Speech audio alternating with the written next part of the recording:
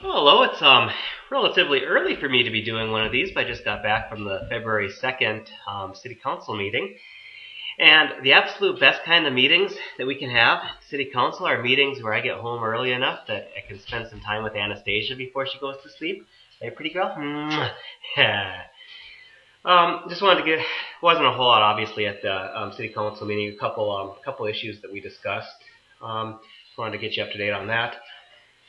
I think the biggest thing we had on our agenda was a consent agenda item, but whether or not to allow Joe Weiss to proceed with his request for funding for his second phase of his development along the Zumbro River downtown.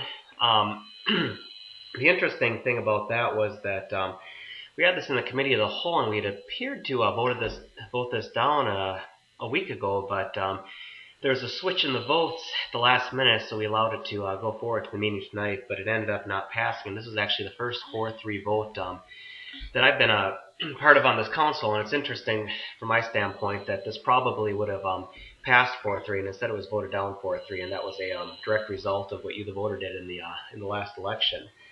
Why I oppose this development? First and foremost, I strongly support development downtown, in particular getting some more housing downtown. I prefer that to be ownership housing, but any kind of housing downtown. We need bodies on the ground downtown. You think so too? And the other thing too is I'll say that Joe Weiss did a wonderful job with the first phase of his development, and I hope that future developments from him are done at the same kind of aesthetic appearance as this one downtown, because he really did a wonderful job with that, and I hope that we continue to see that. But why I oppose this? Well, basically the fundamental assumption to this development is that the city was going to build a parking ramp at this particular location. That just wasn't going to happen, was it, Anastasia?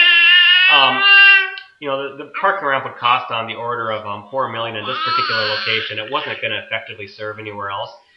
Because we're integrating it with an existing parking structure, we were creating a future liability for some other council, a huge expense in the future to address the civil engineering of this ramp once the existing ramp life has ended, which is going to be significantly earlier than the new ramp would be.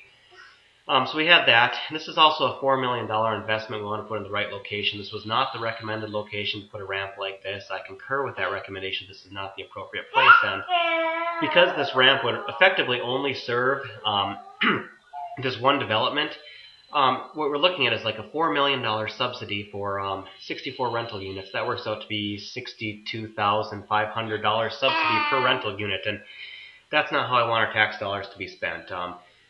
So these were my concerns with this particular development. I don't think it's the right place, and we certainly were never ever going to put a parking ramp there. The vote was technically just to let him go ahead and get his funding, but the bottom line was the assumption was always that the parking ramp was going to be there, and that just wasn't going to happen, and I don't want to see anyone spending money digging a dry well. The other thing that I pulled off the consent agenda was TIF support for moving TIF support for some townhomes, rental units, and originally this TIF, tax increment financing, which basically means that as their property value increases due to an increase in the value of the property, we don't charge them all that, and basically it works like a subsidy for that developer. And originally we had $130,000 allocated for some ownership units, and this was to be transferred to rental units. It's not in the core of the city. It's not ownership units. There's no guaranteed do any more than the minimal standards. And Council President Hansen told me that this developer does a very nice job with his work, and I suspect that he does. It's just if we're going to be throwing tax dollars at something, I want to make sure that it's something that is, we're rewarding someone for going above and beyond and doing something that helps our community, and I just didn't see it in this place. I lost that one 6-1, so it goes, and I didn't belabor the point. I knew that was going to pass anyway, but that was my point on that. We had a few hearings. I did have some comments about this residential parking area. One of the concerns expressed to me was that there was some commercial property, perhaps, that would be taken away from street parking. Per the map, that is actually not the case. We're not taking any parking away from commercial businesses. This is all residential, so that passed 7-0. Menards got an okay to go ahead and they can move on with phase 1 of their building out there, which would, based on future improvements, but does not necessarily include the 65th Street interchange. And really, that was about it at this meeting. We had a couple of Boy Scout troops visiting, and it was fun to talk with them after, but answer a couple questions. I had the city attorney looking over me to make sure I answered the questions appropriately, which is always good.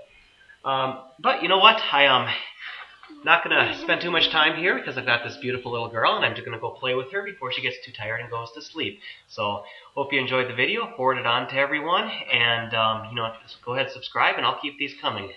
Thanks a lot. Bye-bye.